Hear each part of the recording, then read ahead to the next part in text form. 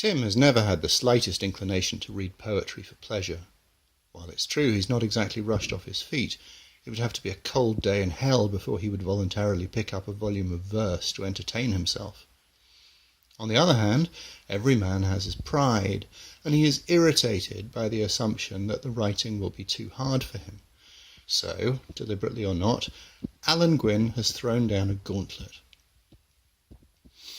He opens the volume, noting that Alan Gwynne shares his own habit of writing his name and the place he bought it on the inside cover. When he gets to the long poem itself, the depressing news is that the old boy is right. It's well-nigh incomprehensible. It's full of strings of words that have a slightly hypnotic impact because they're full of swirling internal rhymes and rhythmic alliterations, but they don't actually mean anything, not to Tim at any rate. According to Alan, the poem is meant to be about a shipwreck, and that's what the dedication says too, but you wouldn't know it from the lines themselves. There's no scene setting, no narrative, precious little about a ship. Instead it's all about God, and from what little Tim can follow, the poet himself, who seems to be pouring his heart out in a miserable way, although to limited effect when it's so hard to know what he's on about. Tim's plan to tell Alan Gwynne he's mastered the poem with no trouble is no longer viable, and he hopes the old boy will quietly forget about it.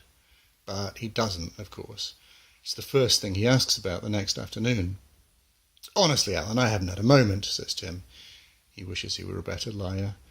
He remembers reading somewhere that the real art of being plausible is to convince yourself of whatever you're trying to say before you try it on anyone else. He tries to create a mental picture of what being busy might be like, but it won't come. "Had a late rush after I left, did you?" asks Alan. That's a cheap shot, and Tim rises above it. But Alan Gwynne carries on nagging him day after day to know if he's looked at the poem yet. So a couple of nights later Tim backs down. "I did finally get round to looking at it, yeah," he says. "You weren't joking when you said it was hard. Not surprised some people can't understand a word."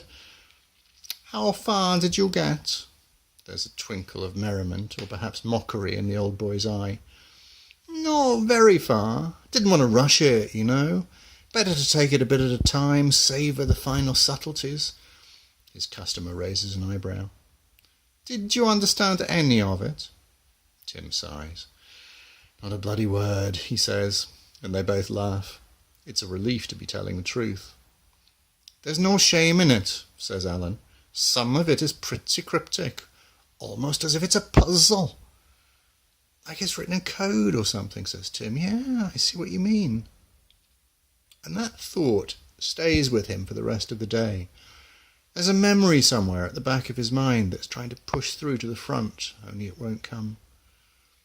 Only later he remembers, and suddenly it's all flooding back unchecked, the full, ghastly detail of the disastrous week that he and Nadine spent in the south of France for their 10th anniversary.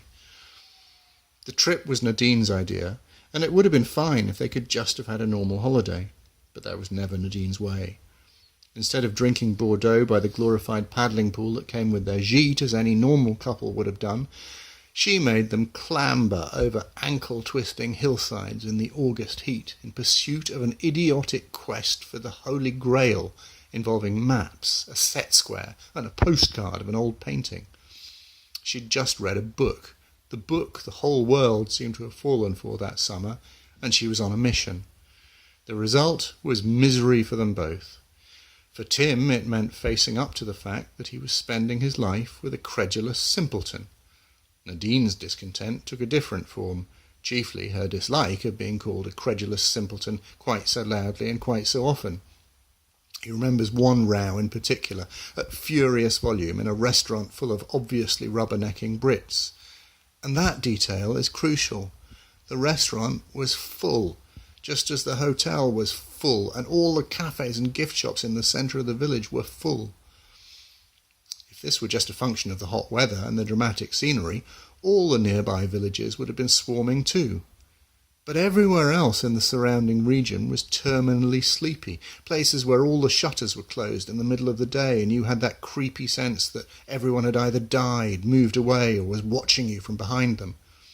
Their village, by contrast, had something extra, a unique swindling point, far more compelling than climate and cheap plonk.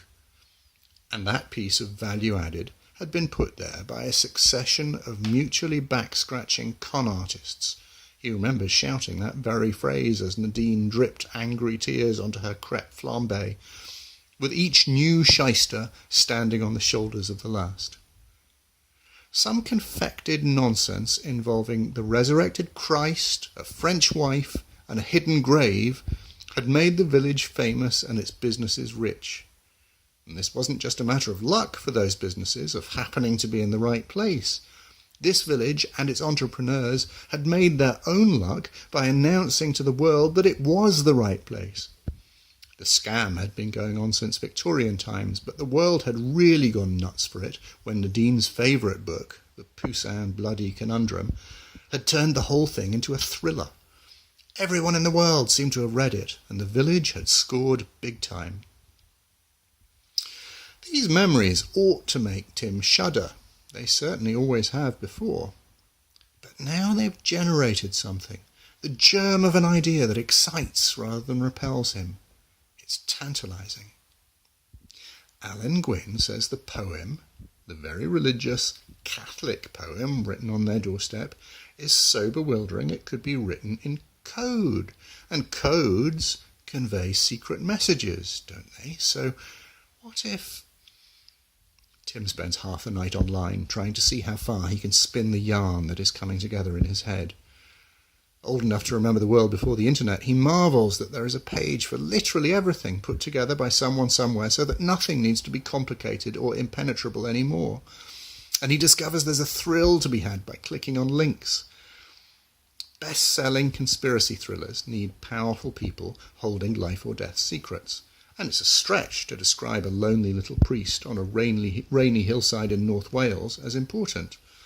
But he's a member of the Society of Jesus, click, which is part of the Catholic Church, click, which is run by the Pope, click, who is based in the Vatican, click, which has always been a serious player in this kind of yarn. Bingo. He navigates back to the top of his chain and goes off in a different direction to see if he can find out more about the poem. How can he doubt it? It's based on a real event, click, involving real people, click, some of whom are fleeing religious persecution in their native Germany, organised by a bloke called Bismarck, click, in response to some initiative or other by the Pope, click, of that self-same Vatican. This is fun. Does it add up to anything? In Tim's excitable imagination, it seems to.